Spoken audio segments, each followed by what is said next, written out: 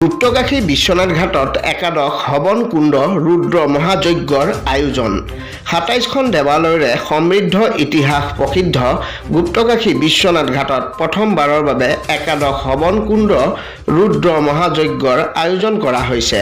শ্বাইনিং green Asiana welfare ফাউণ্ডেশ্যনৰ উদ্যোগত অহা ২৫ ফেব্ৰুৱাৰীৰ পৰা ২৭ ফেব্ৰুৱাৰীলৈকে তিনিদিনীয়া কাৰ্যসূচীৰে গুপ্তকাশী বিশ্বনাথ ঘাটত এই একাদশ হৱন কুণ্ড ৰুদ্ৰ মহাযজ্ঞৰ আয়োজন কৰা হৈছে।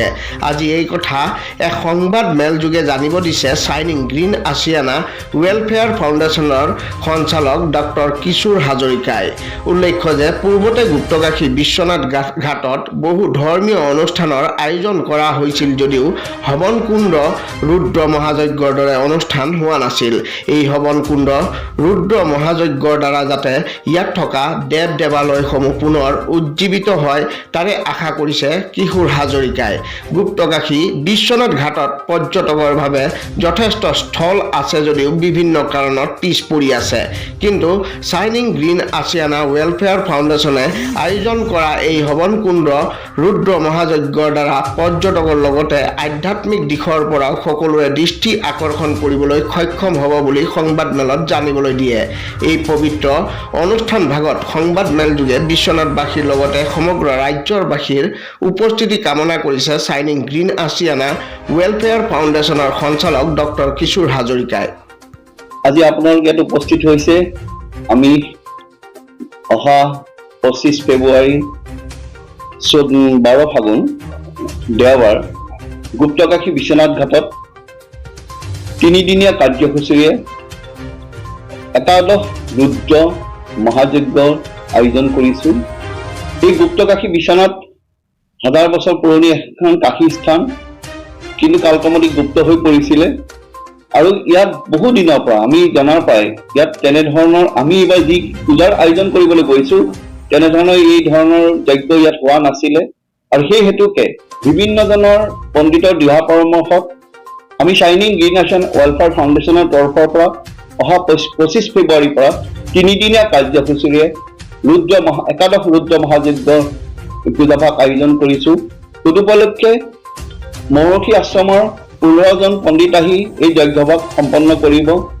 এই যজ্ঞৰ লগতে ৰুদ্ৰৰ যি শিৱলিংগৰ অভিষেক হ'ব এই পুৱা প্ৰাতঃকালত। তাৰপিছত পূজা অৰ্চনা আৰম্ভ হ'ব। দিনৰ দুপৰীয়াৰ পৰা হোম যজ্ঞ একাদশ কুণ্ডত হোম যজ্ঞ আৰম্ভ হ'ব।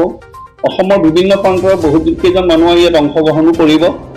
ইয়াৰ লগতে সন্ধিয়া হোৱাৰ লগে লগে গংগা যি ধৰণে আৰতি হয়, আমি নমামি ব্ৰহ্মপুত্ৰতো এই ধৰণৰ আৰতি ইয়াত কৰিছিলোঁ। এই আৰতি তিনিদিনীয়া কাৰ্যসূচীত থাকিব আৰু তাৰ লগতে সন্ধিয়া ভাগত ভক্তিমূলক আমাৰ যি ভজন কীৰ্তন হ'ব সেই ধৰণৰ ব্যৱস্থা কৰা হৈছে। লগতে সকলো ভক্তজনৰ কাৰণে প্ৰসাদৰ ব্যৱস্থা কৰা হৈছে। এই গুপ্তকাশী একচুৱেলি আমি এই কাৰ্যসূচী এইকাৰণে হাতত লৈছোঁ। প্ৰথম কথা হ'ল ইয়াৰ এটা গোটেই জেগাখনৰ উন্নত কাৰণে বা জেগাখনৰ এটা ভাইব্ৰেশ্যন বা পজিটিভ এনাৰ্জিৰ কাৰণে এই মহাযজ্ঞভাগ আয়োজন কৰা হৈছে। কাৰণ বিশ্বনাথ ঘাট পৰ্যটনৰ ক্ষেত্ৰতো বহুত পিছ পৰি আছে। আমি যথেষ্টখিনি ২০১১ চনৰ পৰা প্ৰয়াস কৰি আছোঁ।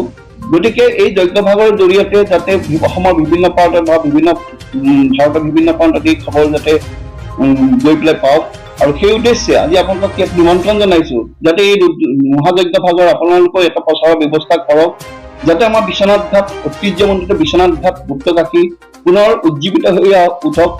যি বাবাৰ স্থান ইয়াত ২৭খন দেৱ দেৱালয় আছে, এই সকলো দেৱস্থান যাতে আকৌ পুনৰ উজ্জীৱিত হওক।